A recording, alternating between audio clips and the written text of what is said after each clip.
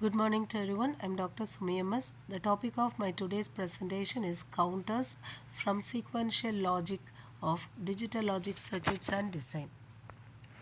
On completion, the students will be able to understand the operation of counters and also list the different types of counters. A counter is a sequential circuit. It is a digital circuit which is used for counting pulses. Counter is the widest application of flip-flops. It is also defined as a group of flip-flops with a clock signal being applied, and these counters are generally of two types: asynchronous or ripple counters and synchronous counters. In the case of an asynchronous counter, it is a we can see a 2-bit ripple up counter as in the diagram. Here the toggle flip-flop is being used, and we can also replace it with a JK flip-flop with J and K being connected to logic 1.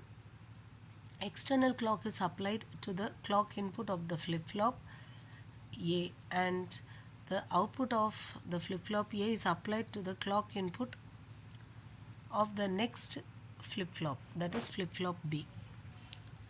Operation of a ripple counter. Initially, both the flip-flops are in reset state. That is, QA and QB will be 0, 0 initially. After first negative clock edge, as soon as the first negative clock edge is applied, flip-flop A will toggle and QA will become 1. And QA is connected to the clock input of the flip-flop B. Since QA has changed from 0 to 1, it is treated as a positive clock edge by the flip-flop B.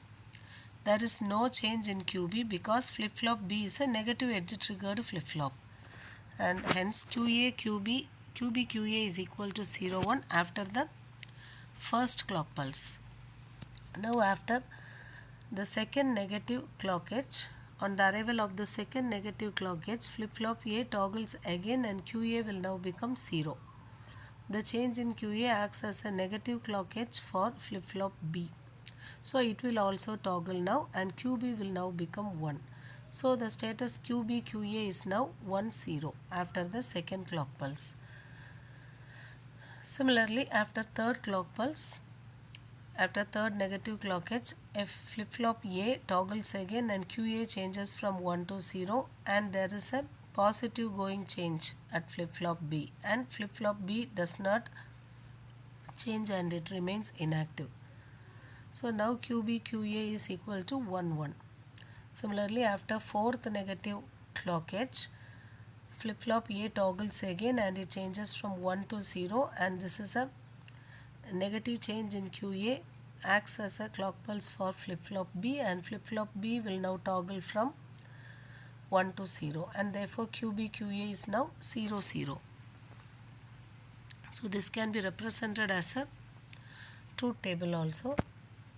Depending on the way in which the counting progresses, the synchronous or asynchronous counters can also be categorized as up counters, down counters, and up-down counters.